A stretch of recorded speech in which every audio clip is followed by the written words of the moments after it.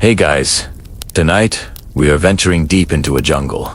So dense and so ancient that time itself seems to bend around the roots of the kapok trees. You can almost feel the air, thick and heavy like a warm, wet blanket, clinging to your skin. The air is alive with 1,000 unseen things, the electric hum of insects, the distant, guttural roar of a howler monkey, the rustle of leaves that might be the wind, or might be something else entirely. It's a world where the apex predator isn't a jaguar, but a mosquito carrying a fever your modern immune system has never dreamed of. So, you probably wouldn't last a week here without a serious supply of DEET and a laminated evacuation plan. Good thing this is all in your mind. So, before you get comfortable, take a moment to like the video and subscribe, but only if you genuinely enjoy what I do here. While you're at it, post your city and the local time in the comments. It's always fascinating to see where everyone is tuning in from around the globe. Now, dim the lights.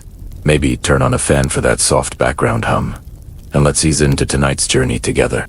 The path you're on isn't really a path at all. It's a suggestion, a faint parting in the suffocating green, probably cleared by a local guide with a machete just a few hours ago. Every step is a conscious effort, your boots sinking into the soft, dark earth that smells of decay and life all at once. Sweat trickles down your temples, your back, a constant reminder of the oppressive humidity that feels like a free sauna treatment you never ask for. 4 hours, it's just this. The relentless green, the cacophony of the jungle, and the rhythm of your own breathing. Your guide, a man whose face is as weathered as the forest itself, hasn't spoken a word in the last hour. He doesn't need to. You just follow, trusting. Then, something changes. The air shifts, the dense canopy of trees, which has blotted out the sun for most of your journey, begins to teen. A strange, hazy light filters through the leaves, dappling the forest floor in pale gold. The guide stops, holding up a hand. You halt behind him, your heart thudding a little faster. The ever-present buzz of the jungle seems too quiet, holding its breath. He points through a final curtain of thick, waxy leaves and trailing vines. You push one aside, squinting in the sudden brightness. And that's when you see it. It doesn't just appear. It imposes itself on reality. Rising from the center of a vast, unnaturally flat clearing is a mountain. But it's a mountain made by human hands. A colossal pyramid of gray, weathered limestone that punches a hole in the sky. It's so massive, so ancient, so utterly there, that your mind struggles to accept it. One moment, you are lost in an endless jungle. The next, you're standing at the foot of a lost world. This is El Castillo, the Great Pyramid of Chichen Itza. But in our journey, it is the first of many such giants you will meet. You feel an immediate, primal sense of insignificance. You are a fleeting shadow in the presence of something built for eternity. This city, and others like it, thrived during what we call the classic period of Maya history, from around 250 to 900 AD. While much of Europe was navigating the so-called Dark Ages, the Maya were here, building sprawling cities, tracking the stars with breathtaking precision, and creating art of incredible sophistication. And this pyramid was the heart of it all. You take a few steps forward, out from the tree line and into the open. The scale of it grows with every footstep. You can see the details now.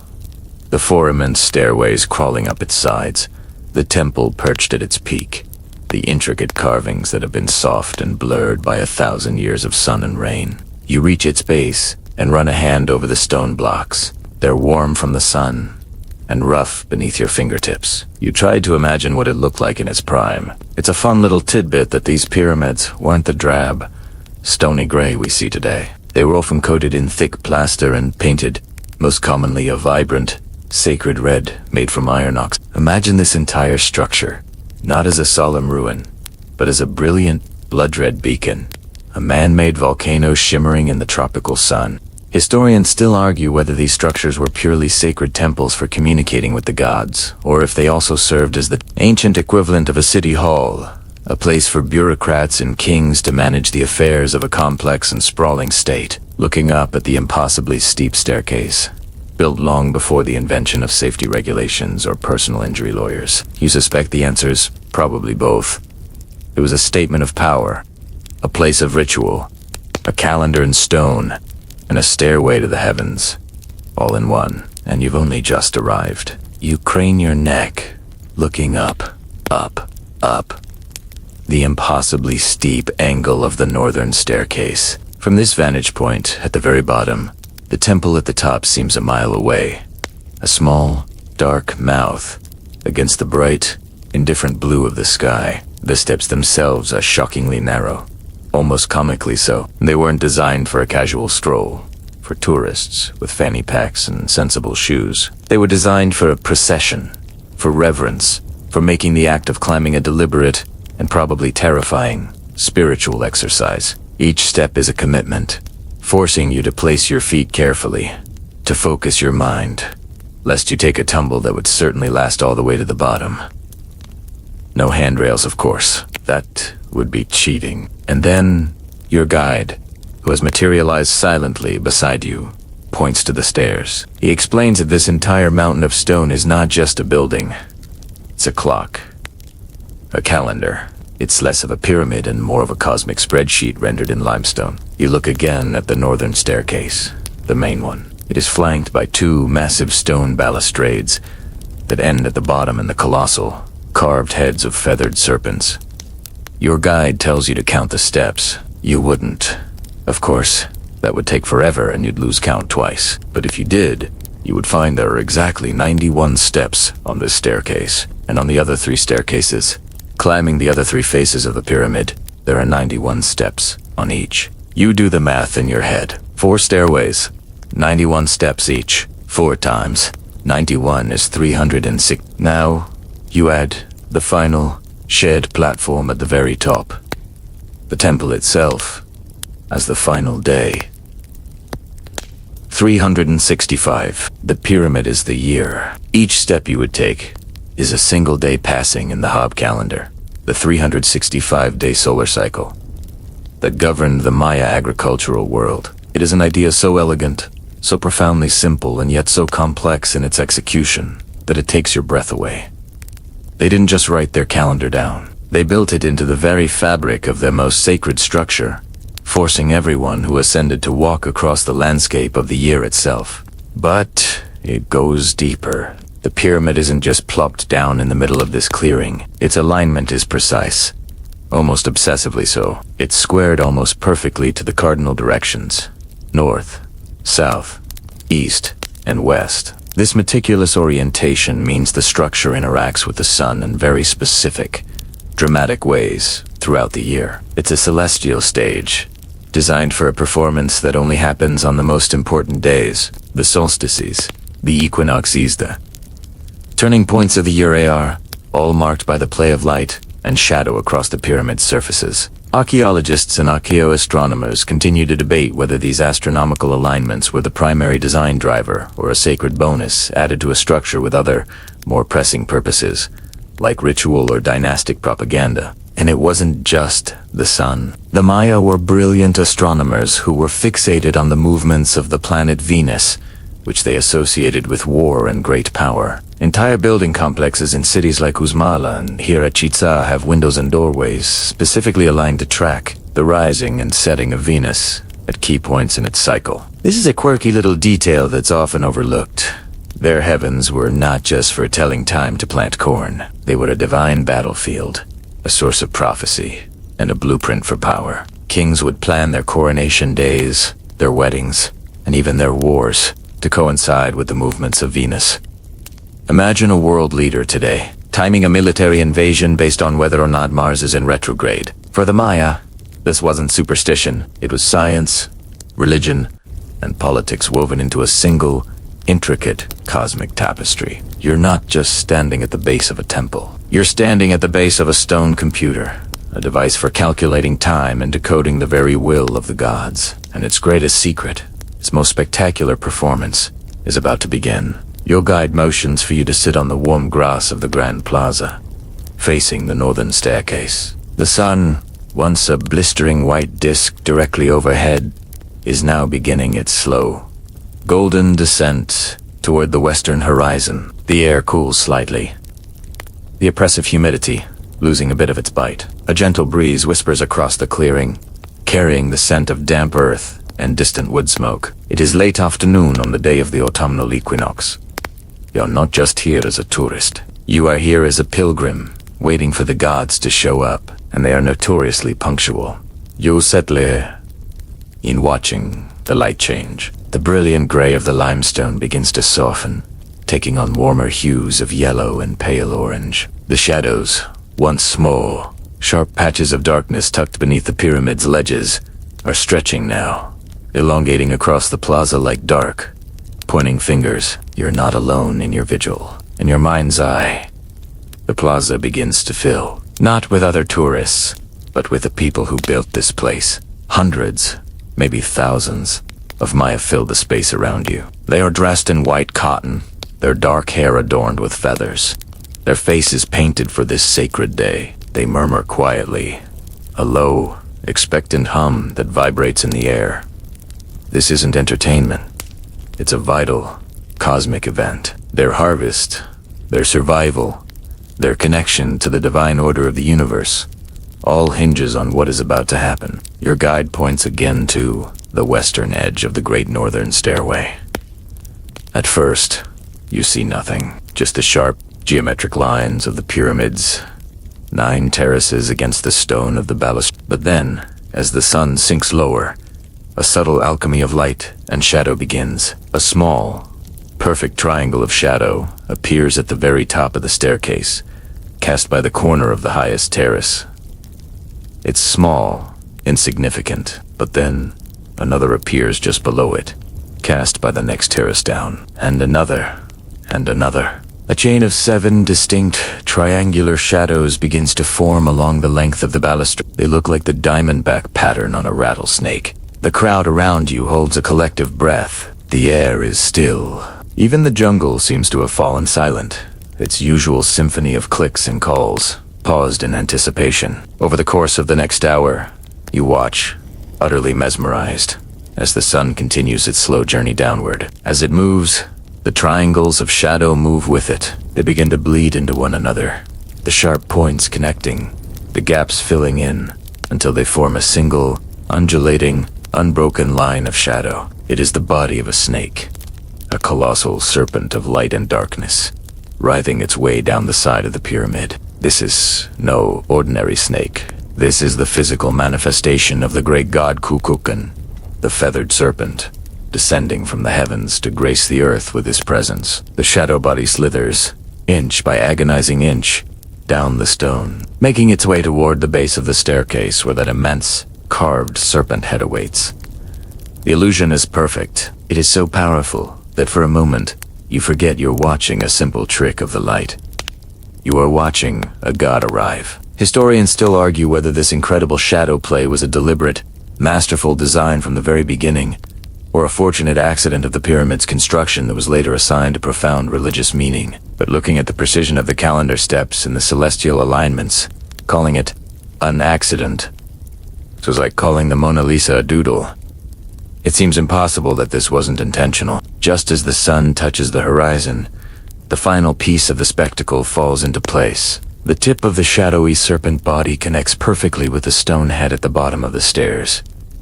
For a fleeting, magical moment, the god is complete. He is both on the pyramid and in the plaza, a bridge between the sky and the underworld. The crowd exhales, a wave of awe and relief. The priests at the top would begin their chants. The air would fill with the smoky, cloying scent of burning copal incense, and the people would know that the seasons were turning as they should. The cosmic clock was still ticking. Then, almost as quickly as it came, it's over. The sun dips below the tree line, the light fades to a deep purple twilight, and the serpent dissolves back into simple, inert stone. The god is returned to the heavens. You are left in the deepening dusk, the silence of the plaza broken only by the first chirps of the night insects. The goosebumps on your arms, the only physical proof of the divine visitation you just witnessed. The pyramid, which had just been so alive, is once again a silent, sleeping giant, but it has more secrets to share. The last sliver of sun has vanished, and the world is painted in shades of indigo and charcoal. The air is still and heavy with the scent of night-blooming jasmine. The ghost crowd you imagined has long since faded, leaving you and your guide alone in the vast, silent plaza. The pyramid is no longer a stage for the gods, but a colossal shadow against a stardusted sky. It seems to have withdrawn into itself, its secrets locked away for the night. You feel a sense of finality, as if the show is over and it's time to head back to the mundane world of mosquito nets and bottled water. But your guide isn't moving. He simply stands there, looking at the pyramid, a faint, knowing smile on his face. He turns to you and, without a word, puts a hand to his chest and then motions for you to stand about 50 yards back from the base of the northern staircase. He then brings his hands together in a single, slow clap. The sound is sharp, but it's swallowed almost instantly by the immense, open space. He looks at you and gestures for you to do the same. It feels a bit silly, like you're about to applaud a pile of rocks for a performance that ended an hour ago. You hesitate, feeling self-conscious, even with no one around. But his expression is patient, insistent. So, you do Italiano. You take a deep breath, just to be dramatic, and clap your hands together. Once, a loud, sharp crack that echoes faintly off the distant wall of trees behind you. But then, something else happens. From the direction of the pyramid, a sound comes back to you. It's not a flat echo of your clap, it's response. A strange, high-pitched, descending chirp, like a bird call that lasts for just a second before fading into the night. It's so unexpected, so clear, that you physically flinch. You look at your guide, your eyebrows raised in a silent question. He just nods, that smile widening slightly. He motions for you to do it again. This time you clap with purpose. Crack! And there it is again. Immediate and unmistakable. Jarip, the sound is uncanny, organic. It sounds for all the world like a tropical bird, roused from its slumber high on the temple steps, calling back down to you. You do it again and again, like a child with a new toy. Each clap is answered by the same ethereal chirp. You are playing a duet with a 1,000-year-old building. This isn't just a random acoustic quirk. The sound you are hearing is a remarkably accurate imitation of the call of the resplendent. To the ancient Maya, the Quetzal was no ordinary bird. It was the sacred messenger of the gods, the spirit companion of kings. Its impossibly long, iridescent green tail feathers were more precious than gold, reserved for the most elaborate royal and priestly headdresses. The bird itself was a symbol of freedom and divinity, and was directly associated with the very god you just saw manifest in shadow Kukulkan, the feathered serpent. So, the pyramid doesn't just show you the serpent, it speaks to you with the voice of its most sacred companion. It's the ancient equivalent of a divine doorbell. You announce your presence, and the spirit of the place answers. Acoustic engineers and historians still argue whether this remarkable effect was another stroke of architectural genius, or a stunningly fortunate coincidence. Modern analysis has shown that the sound is created by the specific height and depth of the limestone steps. Your clap, which is a burst of wide-spectrum sound, hits the staircase, and the sound waves bounce back. But the sound from the lowest steps returns to you a fraction of a second sooner than the sound from the higher, more distant steps. This staggered return of frequencies is what your brain interprets as a descending chirp. Designing this intentionally would have required a jaw-dropping understanding of acoustics. Then again, the Maya were clearly masters of sound. In this same city, the Great Ball Court has such bizarre acoustics that a whisper at one end can supposedly be heard with perfect clarity over 500 feet away at the other. It seems they were playing with sound in ways we are only just beginning to understand. No fancy software or anechoic chambers required. It makes you wonder if every building, every plaza, was tuned to produce a specific, meaningful sound. You stand there in the dark, the faint chirp still echoing in your memory. The pyramid has shown you the measure of the year, the arrival of a god, and the voice of a sacred bird. What else could it possibly be hiding? Your guide seems to read your mind. He gestures, not up the stairs, but towards a small, almost hidden opening at the pyramid's base, a patch of perfect darkness that you hadn't even noticed before. The journey, it seems, is far from over. It's just going deeper. The opening your guide leads you to is not a grand, ceremonial archway. It's a low, narrow, almost apologetic hole in the pyramid's stone skin. An archaeologist's intervention rather than a builder's design. You have to duck your head to enter, stepping from the warm, open night into a cool, confined blackness that is absolute. The air changes instantly. It's thick with the smell of damp earth, limestone dust, and something else. Something ancient and undisturbed, like the air from a jar that's been sealed for a millennium. Your guide flicks on a powerful flashlight, and the beam cuts a stark white tunnel through the oppressive dark, revealing a narrow, roughly hewn passageway. This isn't a Mayan corridor. This is the path burrowed by excavators in the 1930s. A journey into the pyramid's heart they had to carve themselves. The passage is tight. Your shoulders brush against the rough stone walls, and the ceiling is so low in places you have to stoop. This is not a place for the claustrophobic. It feels less like exploring and more like being swallowed. The only sounds are the scuff of your boots on the dirt floor and the slightly too-loud sound of your own breathing. The flashlight beam dances ahead, picking out the textures of the stone-dove fossilized shells of ancient sea creatures embedded in the limestone blocks. A testament to a time before humans, before pyramids. It's a humbling, slightly unnerving journey, moving deeper and deeper into the man-made mountain. Every step taking you further from the world of stars and sky. After a walk that feels both too long and too short, the narrow passage suddenly opens up, but you don't emerge into a vast, hollow chamber as you might expect. Instead, your guide pans the flashlight beam upwards, and you see it. You are standing at the base of another pyramid. It's right here, in front of you. A complete, smaller, steeper version of the one you just entered. Its stones are smoother, better preserved, having been shielded from 1,000 years of sun and rain by the massive shell of the outer pyramid. You have stepped inside one of the world's most incredible architectural nesting dolls. This was a common practice for the Maya. They rarely demolished their sacred structures. Instead, when a temple had reached the end of its ceremonial life, or a new ruler wanted to make his own grand statement, they would simply build a new, larger pyramid directly on top of and around the old one. Historians still argue whether this was an act of profound reverence entombing the old temple to preserve its sacred energy, or an act of political one-upmanship, with each successive king literally burying his predecessor's accomplishments under his own. Perhaps it was a bit of both. It's the ultimate architectural power move.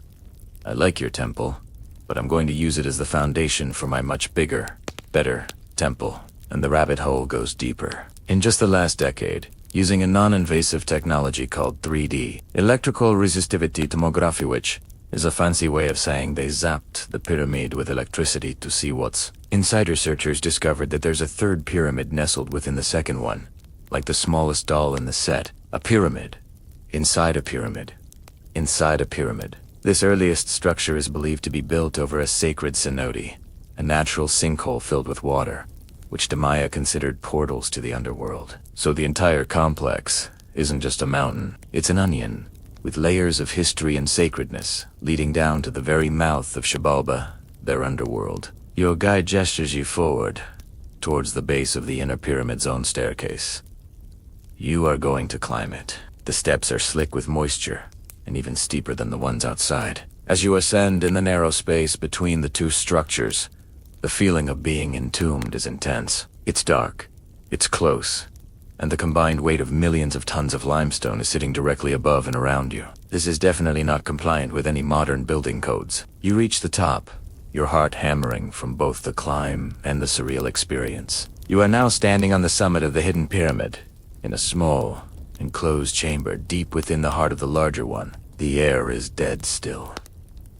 Your flashlight beam cuts through the gloom and lands on a doorway at the entrance to the inner pyramid's sacred temple. The secrets you sense are about to get much more specific. The air inside the small temple room is even more still, even more ancient than in the passage. It's a kind of silence that has weight, pressing in on your ear. Your guide steps aside, giving you the honor of being the first to properly enter. You duck under the low stone lintel, your flashlight beam cutting a nervous path ahead of you. The room is small, intimate, maybe only 12 feet square. The walls are smooth plaster, and you can see the faint, ghostly remnants of painted murals, geometric patterns, and faded figures that have been bleached by centuries of absolute darkness and humidity. For a moment, it feels anticlimactic. A small, empty room deep inside a mountain of stone.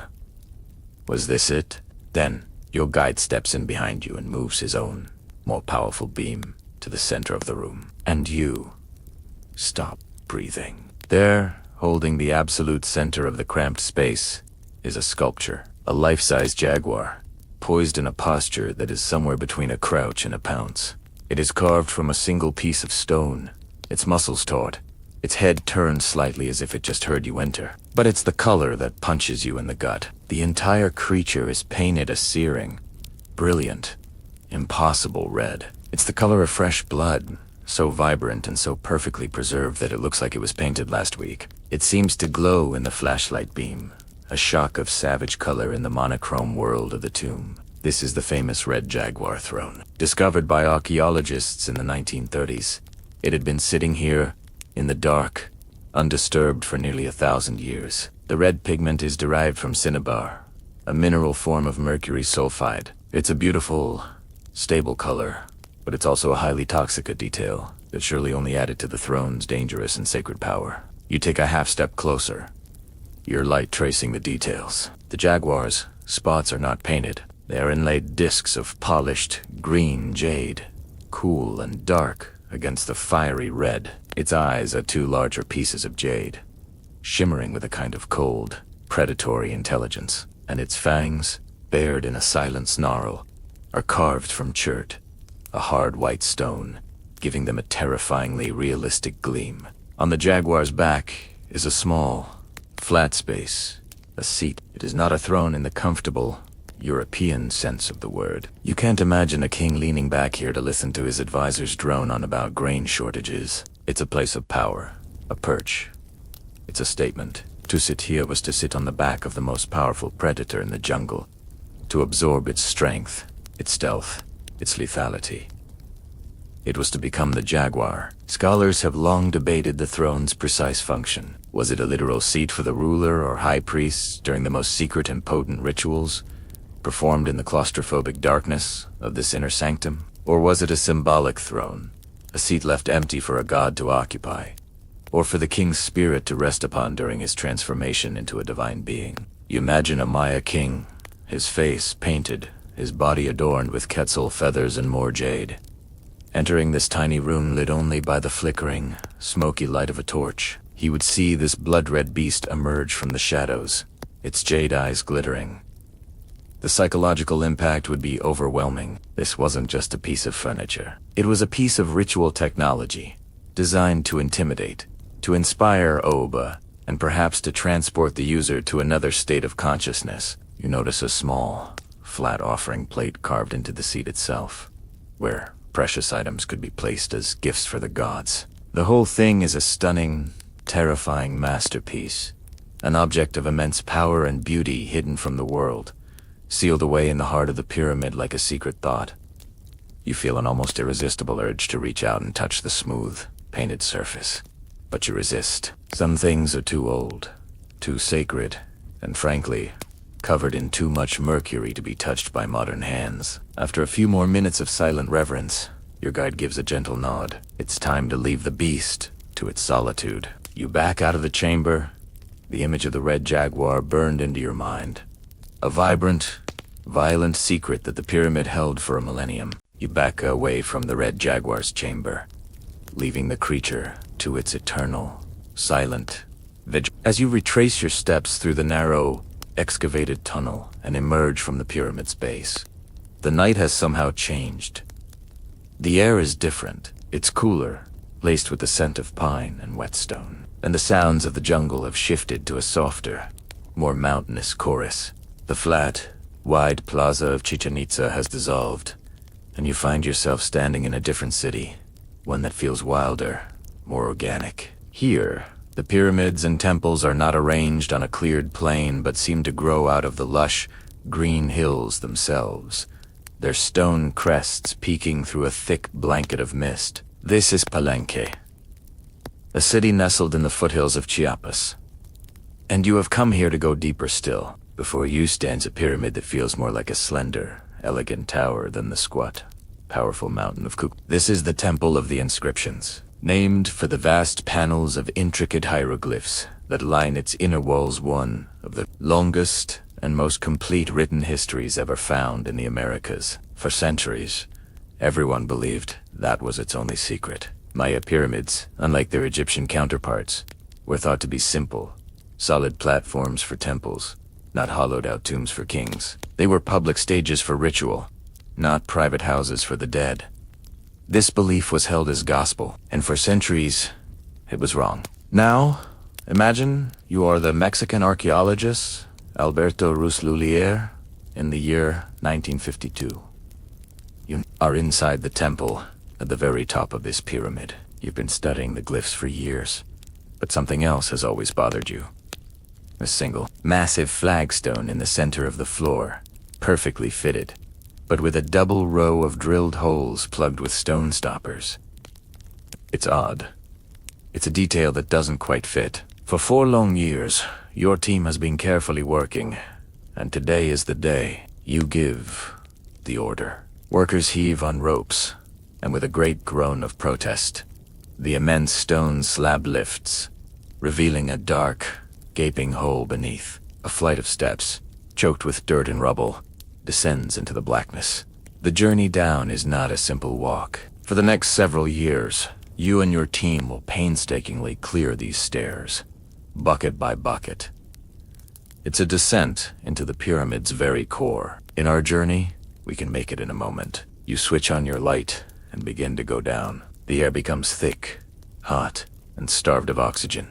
The walls are slick with moisture, and the silence is absolute, broken only by your footsteps. The staircase is steep, turning once, then twice, leading you ever deeper into the earth. It is a man-made cave, an umbilical cord connecting the temple and the sky to a secret in the bedrock. Finally, at the bottom, some 65 feet below the temple floor, you find a triangular stone slab blocking a doorway. Near it lie the remains of several young adults, left here as sacrificial guardians. You are at the threshold of something no one has seen in over 1,200 years. When the great stone door is finally moved aside, you shine your light into the chamber beyond. The air is thick with the mineral scent of calcite, and the room glitters as if covered in frost. Water seeping through the limestone over the centuries has coated every surface, the walls, the floor, the ceiling in a thin, sparkling layer of crystals. And in the center,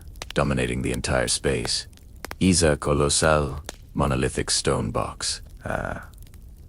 Sarcophagus. It is covered by a 5-ton limestone lid, and every single inch of it is covered in the most complex, intricate, and beautiful carving you have ever seen.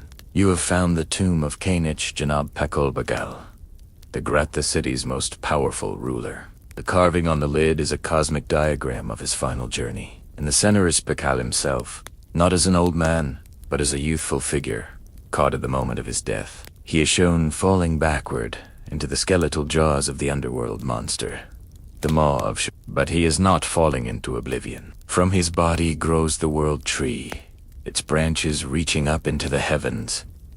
A celestial bird perched on its top. It's a powerful statement of rebirth, showing the king's soul journeying through the underworld to be reborn as a god. However, in the 1960s, a fringe theory gave this image a very different interpretation. If you turn the image on its side, some argued, it looks for all the world like a man in a capsule, leaning back in a seat, his hands on controls, his foot on a pedal, with flames shooting out of the bottom. It became famous as the Palenque astronaut theory. Historians still argue about the precise mythological meaning of every single glyph and symbol on the lid, but for them, the astronaut idea is a comical misreading of a sacred story. Yet, looking at the image, you can't help but smile at the thought. The pyramid has taken you from the stars, through the earth, and now into the underworld, leaving you with a story of a king's final, cosmic flight. You ascend from the cool, crystalline silence of Pakal's tomb, climbing back up the 65 feet of stone steps, leaving the sleeping king to his cosmic journey. You emerge, blinking, from the temple doorway at the pyramid's peak, back into the world of the living. But the sun seems brighter, hotter, the air thick, not with the misty chill of Palenque's hills, but with a dense, crackling energy. Below you, a sprawling city stretches to the horizon, its own pyramids like jagged teeth against the endless green of the jungle. The grand plaza at the foot of your pyramid is a living carpet of humanity.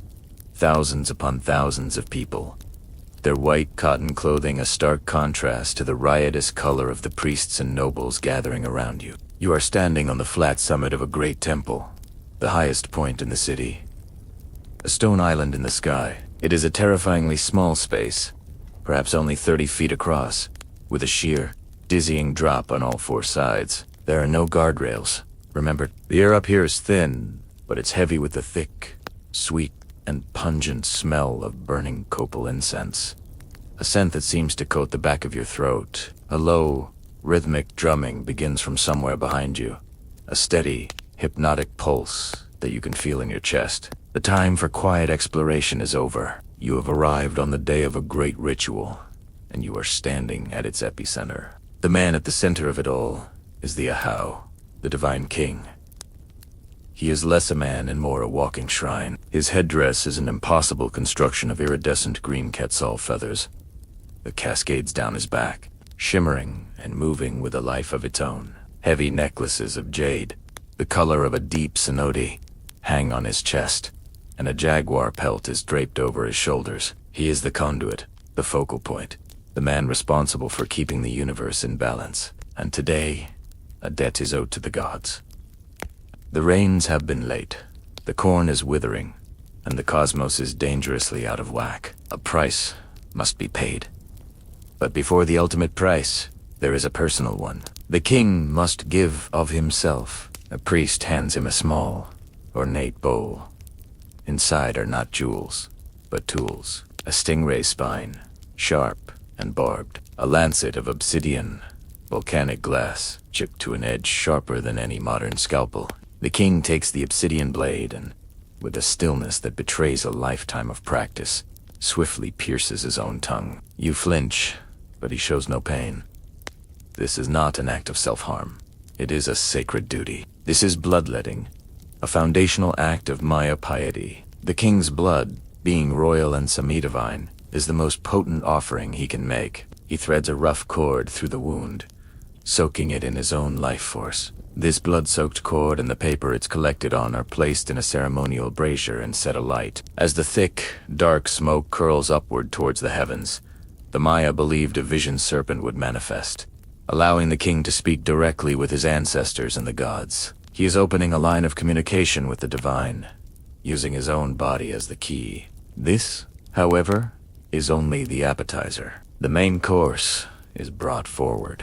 He is a captive, a warrior or lord from a rival city-state, captured in a recent battle. He is not dragged, kicking and screaming. He walks with a kind of stoic, resigned dignity, his body painted a chalky, vibrant blue, sacred color of sacrifice. Historians still argue whether these dramatic events were a desperate, solemn plea to the gods during a crisis, or a calculated act of political theater designed to terrify rivals and solidify the king's power over his own people. Looking at the captive's calm eyes and the king's focused intensity, it feels like both. It is an act of profound faith and brutal politics, all at once. The captive is laid backward over a low, rounded altar stone, his back arched, his chest pushed upward toward the sun. For high-ranking priests hold his arms and legs. The king, who may perform the act himself or delegate it to a chief priest, is handed a large flint knife. For a moment, everything stops. The drumming ceases. The crowd below holds a collective breath. The only sound is the whisper of the wind across the top of the world. Then, the knife is raised, its edge catching the noon sun in a blinding flash. The act is swift, practiced, and brutally efficient. It is not a murder. In TRIs, it is the most important and necessary transaction in the world. A life for life, a heart for the sun god, to give him the strength to rise again tomorrow. A flow of blood to coax the rain god to send his life-giving waters. You stand there, a silent witness on the stone precipice, understanding that these pyramids were not just silent tombs or celestial calendars. They were also kitchens for the gods, and the price of their favor was unimaginably high. The grim business atop the pyramid is concluded. The priests move with a practiced efficiency, their white robes now stained with the evidence of their sacred work. The king, his face a mask of serene exhaustion, is escorted back into the cool darkness of his temple. The tension that had held the thousands in the plaza below in a state of rapt silence finally breaks. A low murmur ripples through the crowd, growing into a wave of conversation and movement. The air, which a moment ago was thick with the coppery scent of blood and the ethereal smoke of copal, now begins to fill with the more mundane smells of a large gathering sweat, cooking fires, damp earth. Your gaze, from your high and lonely perch, drifts away from the blood-stained altar and sweeps across the city. You see the markets, the causeways, the homes, and you see the ball court. It lies just to the side of the Grand Pyramid, a perfectly carved eye-shaped scar on the earth. It's a long, narrow alley flanked by two immense, sloping stone walls that rise 25 feet into the air. From your vantage point, it looks like a sunken corridor, a channel designed to funnel energy. High up on the center of each wall, impossibly high, is a stone ring, its opening set vertically, perpendicular to the ground. Your modern mind immediately thinks basketball hoop, but the comparison is laughable. The hoop is a tiny target, and the game that's about to be played here is nothing like basketball. It's more like a religious rite disguised as a sporting event, with a final score that's written in blood. 2 teams of 7 players emerge from small structures at either end of the court. They are magnificent, powerful figures, their bodies glistening with sweat and painted with clan symbols. They wear a bizarre and cumbersome set of protective gear that looks like an ancient forerunner to American football padding. If it were designed by a sculptor with a flair for the dramatic. They wear thick, heavy yokes around their waists, made of wood or stone, called yugos, and leather padding on their knees and elbows. It's a seriously questionable fashion choice, but you'd want it to if you were about to play this game. They move with the deadly grace of gladiators, and the crowd's roar intensifies. A priest throws a ball into the court to start the game, and what a ball it is. It's made of solid, vulcanized rubber, harvested from local trees, and weighs a staggering 8 or 9 pounds.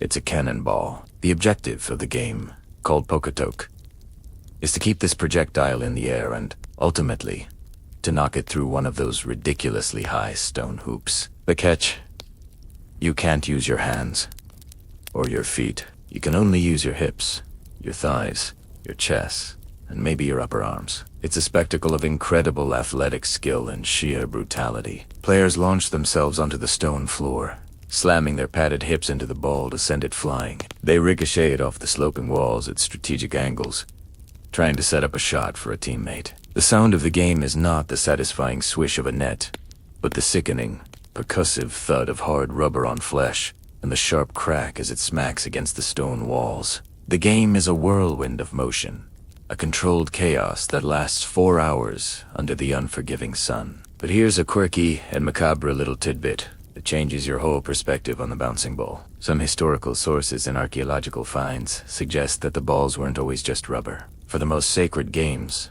it's believed the rubber may have been mixed with or formed around the ashes, or even the skull of a revered ancestor or a sacrificed captive. Every bounce, every thud, is the echo of a life, a sacred vessel being passed between the players.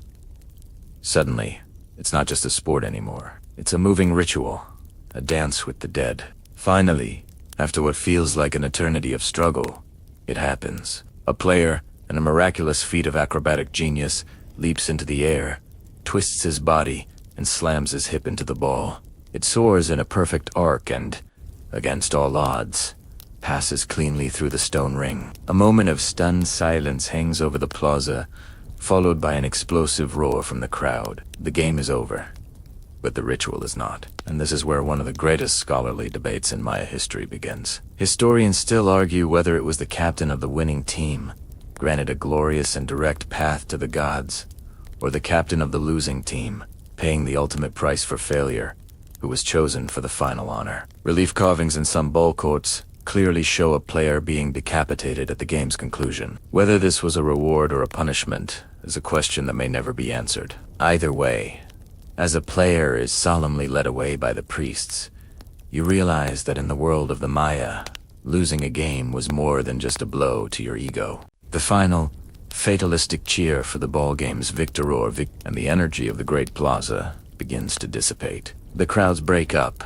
heading back to the market for a post-game snack or to the causeways leading to their homes. The spectacle is over. Your attention is drawn away from the grand, public stages of ritual and sport, and back to the pyramids themselves. But this time you don't look at the whole, immense structure. You find yourself walking toward a smaller, older temple, one whose plaster has long since crumbled away in most places, revealing the weathered stone skeleton beneath. You are drawn to a section of a lower terrace, a place where, miraculously, some of the original facade has survived, sheltered from the worst of the sun and rain by a slight overhang. You get closer, so close that you can reach out and touch the stone.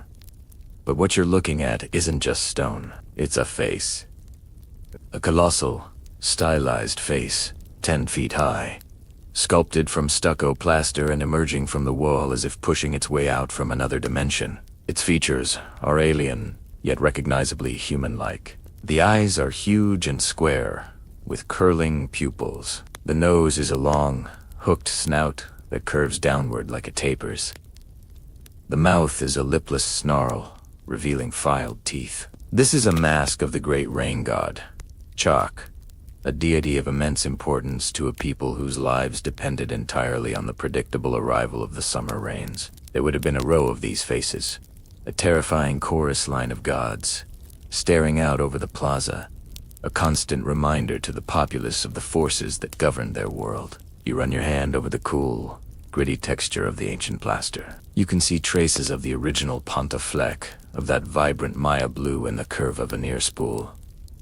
A hint of sacred red in the corner of the mouth. It's a bit of a quirky fact that Maya elites considered crossed eyes and a flattened, sloping forehead to be signs of great beauty and high status. They would actively induce these traits in highborn infants by hanging a bead between their eyes and strapping their skulls between two boards. The gods, like the sun god Kinechahau, were often depicted with these same features. It was a case of the beautiful people modeling themselves after the divine, a kind of cosmic plastic surgery. Your gaze drifts from the giant, divine face to the stone blocks beside it. They're covered in a different kind of carving, not pictures, exactly, but a dense, intricate grid of small, rounded squares, each one filled with its own complex little design.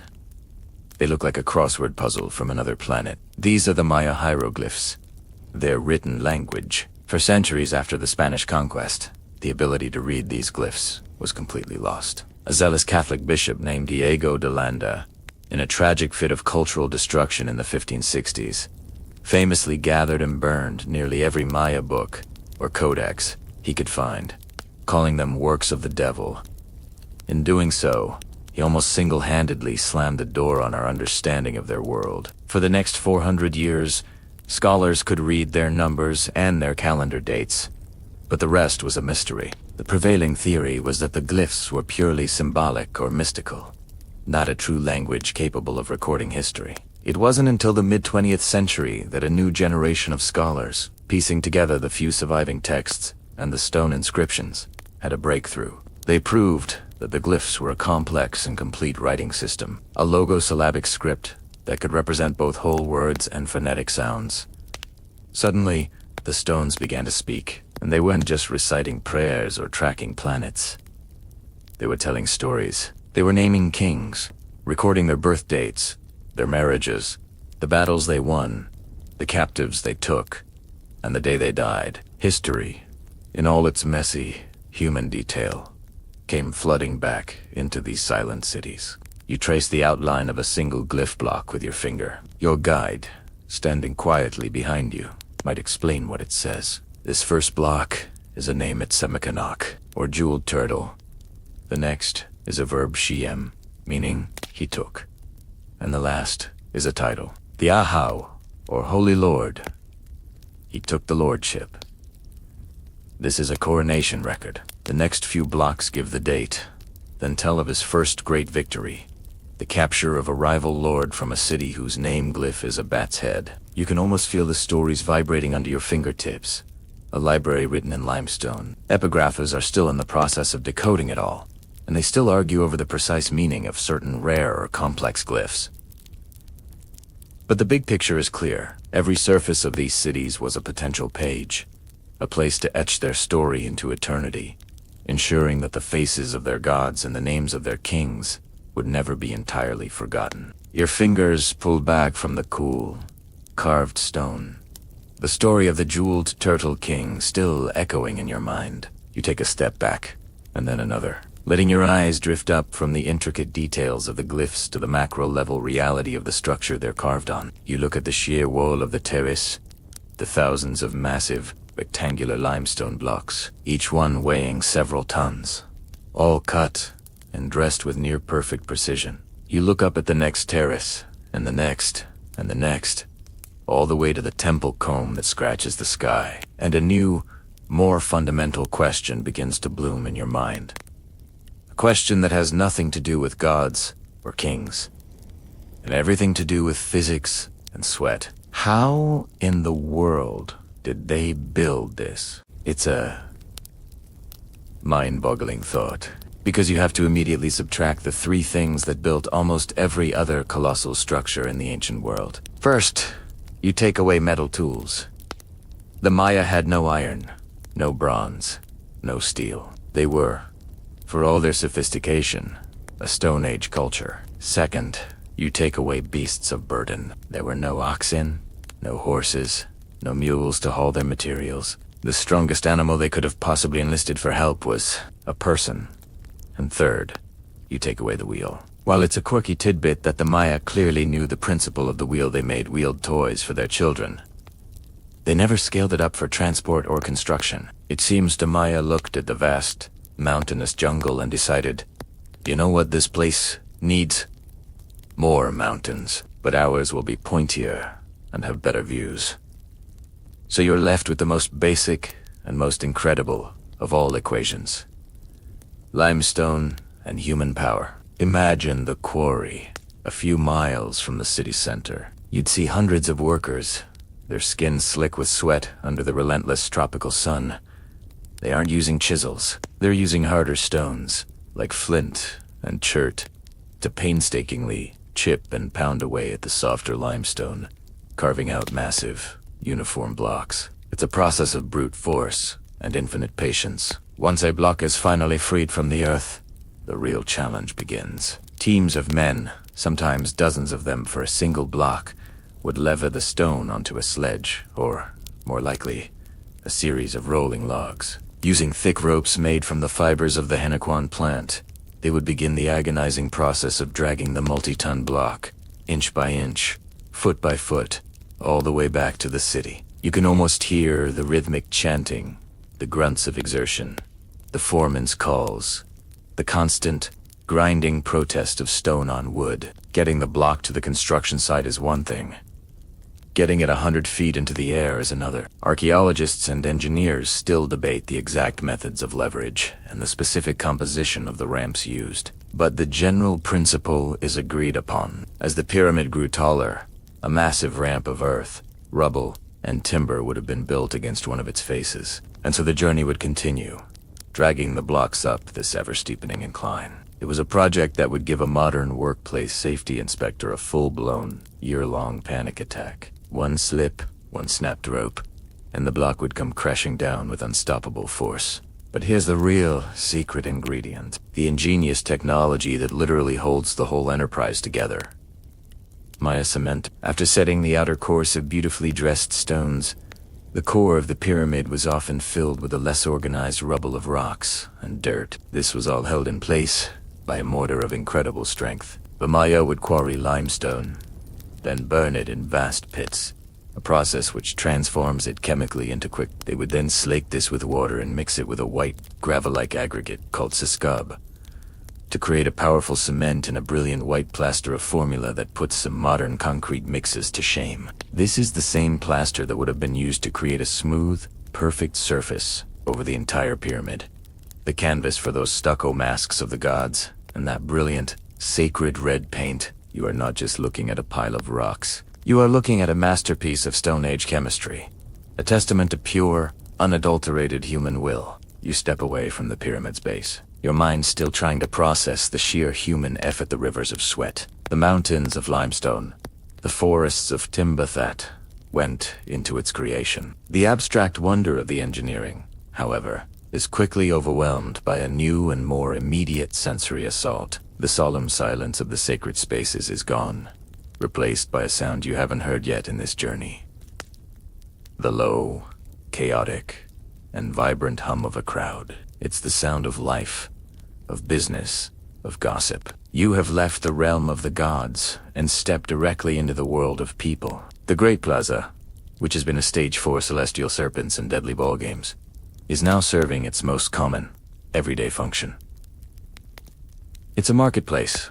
The area at the foot of the pyramid is a sprawling, temporary city of its own. Canvas awnings are stretched between wooden poles, creating pockets of shade where merchants display their wares on woven red mats laid directly on the packed earth. The air is a thick soup of smells. You can pick out the sharp, sweet aroma of tropical fruits you've never seen before, the hearty scent of corn tortillas being cooked over open fires, the earthy smell of raw clay and cotton, and the unmistakable, slightly funky odor of hundreds of people going about their day under a hot sun. It's 1,000 times more alive and 10 times messier than the pristine, empty ruins you're used to seeing in pictures. You wander through the narrow aisles between the vendors, an invisible ghost in a bustling ancient world. You see a woman with intricate tattoos on her arms skillfully weaving a pattern into a piece of cotton cloth on a backstrap loom. A few feet away, a potter, his hands and arms covered in gray slip, turns a lump of clay into a perfect, elegant drinking vessel. No potter's wheel required. His finished products, plates, bowls, and imposing incense, bernese are stacked high, their surfaces painted with images of gods and kings you now recognize. Further on, a flint knapper sits cross-legged, a pile of obsidian cores beside him, with a deer antler and a sharp, practiced tap. He strikes a flake from the core, creating a blade so sharp it could shave a ghost. Remember the sacrificial knife? This is where it would have been made, an object of both common utility and sacred terror, sold alongside cooking pots and sandals. This was the heart of the Maya economy. It wasn't just local farmers selling their surplus corn and beans. You are looking at an international trade hub. The merchant in the corner, his clothing and accents different from the locals, has a pile of salt, a precious commodity carried in massive blocks all the way from the coastal flats of the Yucatan. The man next to him is selling cacao beans, the raw material for chocolate, which was a bitter, spicy, and highly prized drink reserved for the elite. These beans were so valuable, in fact, that they served as the primary form of currency. You might watch a shopper haggle over a painted bowl and then, once a price is agreed upon, count out a specific number of cacao beans from a small cloth bag. It's the ancient equivalent of buying your morning latte by paying with a handful of coffee beans. A system that would drive a modern economist to tears but worked perfectly well for them. As you navigate the crowd, you see goods that have traveled even further. There are bundles of impossibly green quetzal feathers, brought by traders who made the perilous journey from the cloud forests of the Guatemalan highlands. You see the raw, uncut jade, the color of sacred water, that came from a single source in the Motagua River Valley. The entire Maya world, a vast network of cities, was connected by these trade routes, a web of commerce that moved everything from basic necessities to the ultimate luxury goods. And this is where historians still argue. Was this a bustling, free market economy? A place where any merchant could set up shop and haggle for the best price? Or was it a tightly controlled, top-down system, with the king and his nobles managing all high-end trade, taxing every transaction, and using the market as another tool of state power? Looking at the mix of everyday people and richly dressed nobles in the crowd, it's easy to imagine the answer is somewhere in the middle. The market was a place for everyone, but the king's men were undoubtedly taking their cut. This vibrant, noisy, chaotic engine of commerce, you realize, is what paid for the pyramid. The taxes, the tributes, the sheer economic power concentrated in this one spot is what fed the workers and supplied the materials to build a stairway to the stars. The pyramid may have been for the gods, but the market was for everyone else. The vibrant hum of the marketplace begins to thin, the chaotic symphony of human life fading note by note. The sharp smell of cooking fires and cacao gives way to the scent of damp earth and slow decay. You blink, and a century flashes by. The bright canvas awnings of the merchants rot and dissolve into the soil. The plaster on the temples cracks and falls away in great sheets, taking the faces of the gods with it. The perfectly paved plaza floor is forced apart by the relentless, patient pressure of roots. The jungle, which had been held at bay by the city's very existence, begins its slow, inexorable vines, thick as a man's arm, crawl up the pyramid steps. A great kapok tree, a silent, green giant, grows from the rubble of what was once the potter's stall, its roots wrapping around the buried memories of painted clay. You are standing in the same spot, but the world has changed. The sun is gone, blotted out by a dense canopy of leaves that has woven itself over the city, creating a permanent, green twilight. The only sound is the electric hum of insects and the drip of water from the leaves. The pyramid is no longer a pristine, man-made mountain of red and white. It is a green hill, a lumpy, organic shape almost completely swallowed by the forest. It is Arrin, and it is utterly, profoundly silent. You look around at the ghost of the great city, at the mounds and hills that you know are collapsed palaces and temples. And the question, the great central mystery of the Maya, lands with a physical weight. Where did everybody go? What happened here? It wasn't a single, sudden cataclysm. There's no layer of volcanic ash, no evidence of a single, definitive conquest that ended it all.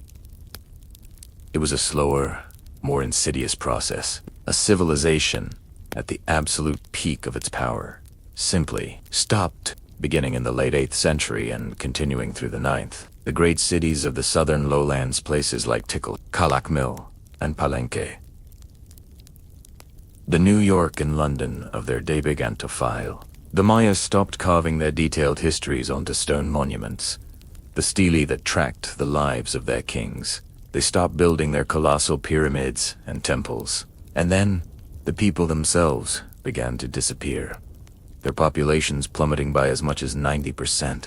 They abandoned their grand cities, their complex irrigation systems, their entire way of life, and seemingly melted back into the jungle, leaving the pyramids to the jaguars and the snakes. This is the event we call the classic Maya collapse, and it is one of archaeology's most haunting and persistent riddles. For decades, historians have argued, and still argue, over the cause. There is no single, easy answer, but a web of competing theories. Some point to endemic warfare. The glyphs, once they were decoded, revealed a world not of peaceful but of constant, brutal conflict between rival cities. Perhaps they simply fought each other to mutual exhaustion and collapse. Others point to the environment. They suggest that centuries of intensive farming by an ever-growing population led to widespread deforestation and soil erosion. This, combined with a series of prolonged and severe droughts, a fact confirmed by climate data drilled from the mud of lake beds and gleaned from the growth rings of cave stalagmites, led to catastrophic crop failures and widespread famine. A population that couldn't feed itself could no longer support the kings, priests, and artisans who made the great cities possible. Still other theories propose a devastating, unknown pandemic, or a collapse of the complex trade routes that supplied the cities with essential goods. The most likely answer, and the one most scholars lean toward today, is that it wasn't any single one of these things. It was a perfect storm, a horrifying cascade of failure. The droughts put pressure on the food supply, which led to more wars over scarce resources, which in turn disrupted trade routes and caused the faith of the people in their kings who were supposed to guarantee the rains and the harvest to collapse. It was a domino effect that, over the course of a century, brought the entire magnificent structure of classic Maya civilization crashing down. But here is the final, quirky, and most important twist in the story. The Maya people did not vanish. Their civilization, their political system, collapsed, but the people themselves endured. They adapted. They migrated north to cities like Chichen Itza, which would continue to thrive for centuries. or they abandoned the cities altogether for a simpler, more sustainable village life. The secret is that there is no lost civilization. Today, more than 6 million Maya people live in Central America and beyond, speaking their own languages, observing their own traditions. The silence of the ruins is misleading. You are not standing in a graveyard. You are standing in the abandoned monument to a political and social transformation, a place whose people had the wisdom to walk away from a system that was no longer working. The deep, green silence of the ruined city hangs heavy in the air, a silence measured not in hours or days, but in centuries. The only movements are the slow crawl of a vine, the flit of a hummingbird, the silent prowl of a jaguar through the rubble of a king's collapsed palace. But then, a new sound intrudes. It's a harsh, metallic chop, followed by the tearing of leaves. Whack, re-rip. It's the sound of a machete, an alien noise in this world of slow, organic decay. The jungle, which has been the victor for 1,000 years, is finally being pushed back, inch by painful inch, and you are the one holding the blade. Or rather, you are now following in the footsteps of the men who did. The year is 1839. You are an American diplomat and writer named John Lloyd Stevens, and you have a penchant for dragging your long-suffering friend, an English architect and artist named Frederick Cather, to the most uncomfortable places on Earth. You've heard whispers and tantalizingly vague reports of vast stone cities lost in the jungles of Central America, and you've managed to buy the entire city of Copan for the princely sum of $50. An absolute steal, though the paperwork was probably a nightmare. Now, all you have to do is find it. Remember the oppressive jungle from the start of our journey. You're back in it, but without the modern conveniences of bug spray or a knowledgeable guide. You are hacking your way through a wall of green, drenched in sweat, covered in mosquito and chigger bites, and fueled by a romantic, almost reckless curiosity. Catherwood, meanwhile, is facing his own unique challenges. He has come to draw what you find, but this is a time before the convenience of digital cameras. He has brought with him a peculiar and brilliant little device called a camera lucida. It's an optical prism on a stand that, when he looks through it, allows him to see both the subject and his drawing paper at the same time, effectively tracing the scene with breathtaking accuracy. It's a fantastic tool, but it requires him to stay perfectly still for hours, often while being eaten alive by insects who seem to find English artists particularly delicious. And then, just like you did at the very beginning of our journey, you break through the final curtain of green, and you see it. A plaza, choked with trees, but dominated by bizarre and wonderful stone monoliths, the stele, carved from top to bottom with faces and glyphs that look like nothing you've ever seen. You have stumbled into the ruins of a civilization whose very existence was a matter of myth, and your first thought, like that of nearly every European or American who would follow you for the next century, is, who built this?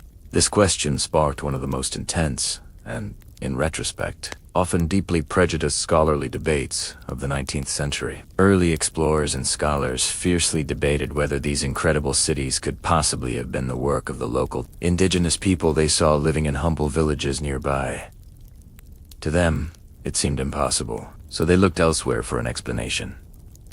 Could this be a lost tribe of Israel, a colony of ancient Egyptians who somehow crossed the Atlantic? Survivors from the lost continent of Atlantis. These diffusionist theories, which proposed that all great civilizations must have sprung from a single old world source, were wildly popular. The idea that a sophisticated civilization could have arisen independently in the Americas was, to many, simply unthinkable. You and Catherwood, however, are more circumspect. You suspect the truth is closer to home. Your books, Incidents of Travel in Central America, Chiapas, and Yucatan, filled with your evocative prose and Catherwood's hauntingly precise drawings, will become international bestsellers. They will ignite a worldwide fascination with the lost Maya, and are the foundational texts of modern Mayan. You weren't the first outsider to see these ruins, but you were the first to truly reveal them to the world. But you were not the last. You would be followed by a far more eccentric cast of characters, like the French-American Augustus Laplongin, a man who combined meticulous fieldwork with truly wild leaps of imagination. He learned to read some of the glyphs, but used his knowledge to spin fantastical tales of a Queen Mu and her two rival brothers, Prince Ko and Prince Ace. Claiming their story was the source of the Osiris and Isis myth, he unearthed the now famous statue of a reclining figure, the Shakmulat, Chichen Itza, and proudly declared it was a portrait of the slain Prince Ko. He was, to put it mildly, not a man constrained by a lack of evidence. And yet, for all their misunderstandings and bizarre theories, it was these explorers, the romantics, the obsessives, the adventurers who hacked through the vines and rediscovered the secrets of the Mayan pyramids, posing the questions that generations of more scientific archaeologists would spend the next century trying to answer. The romantic image of the swashbuckling archaeologist, machete in hand, is a powerful one. For a century and a half, that's exactly how this work was done. Hacking through the jungle, stumbling upon a vine-choked mound, and then spending years, even decades, painstakingly clearing it to reveal the pyramid or palace hidden beneath.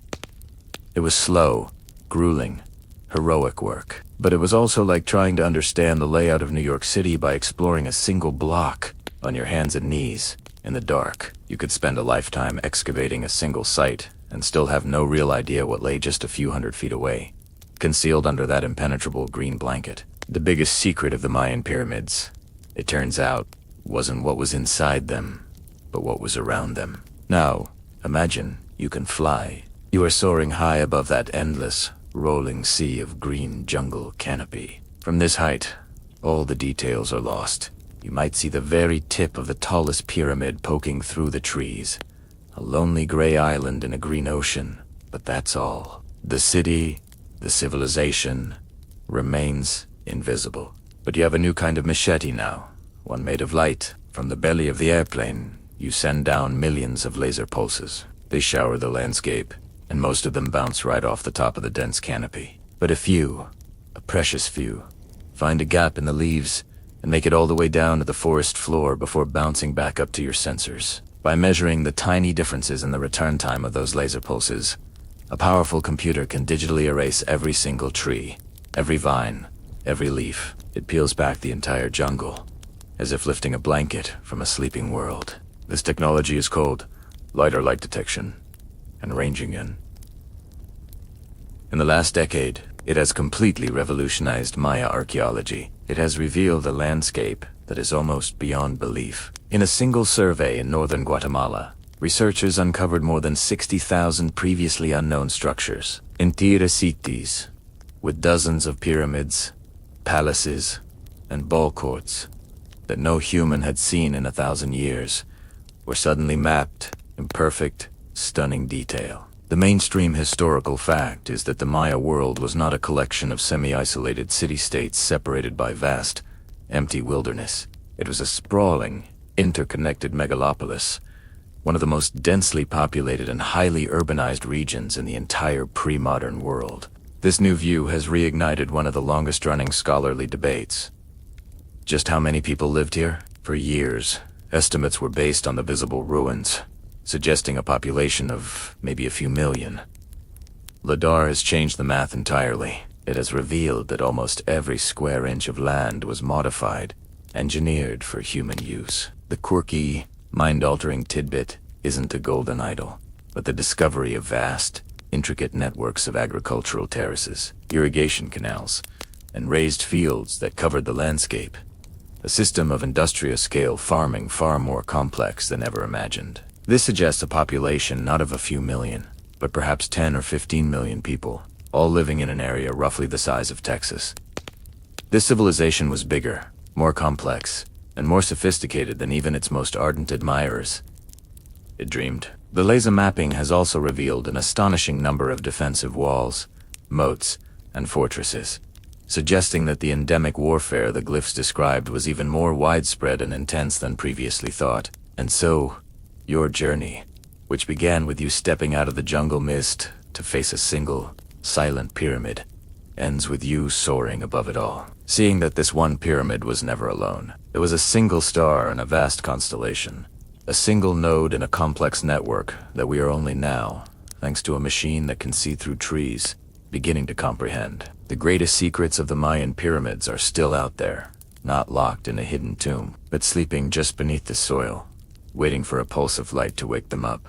And now, the journey is over. The last of the laser light has faded, and the computer screen showing the hidden cities has gone dark. The jungle canopy, which we peeled back for a moment, has now settled back into place, reshrouding the ancient stones in a deep, quiet, and peaceful green. The whispers of the past, the stories of the kings, and the chants of the priests are all growing fainter now, dissolving into the gentle, soft hum of the fan in your room. Let your mind drift away from the steep steps of the pyramids, away from the blood-red throne of the jaguar and the cosmic flight of the sleeping king. Those stories have been told for tonight, and they can rest now, sinking back into the deep, dark soil of history, waiting patiently for the next time we choose to visit. Feel the weight of your own body, not climbing a temple, but resting comfortably, supported and safe. The air you breathe is no longer thick with the scent of copal incense and tropical rain, but is just the simple, clean, familiar air of your own quiet space. Each breath you take can be a little slower now, a little deeper, as the last of the images from our adventure begin to soften and blur at the edges, like one of Catherwood's beautiful, fading drawings.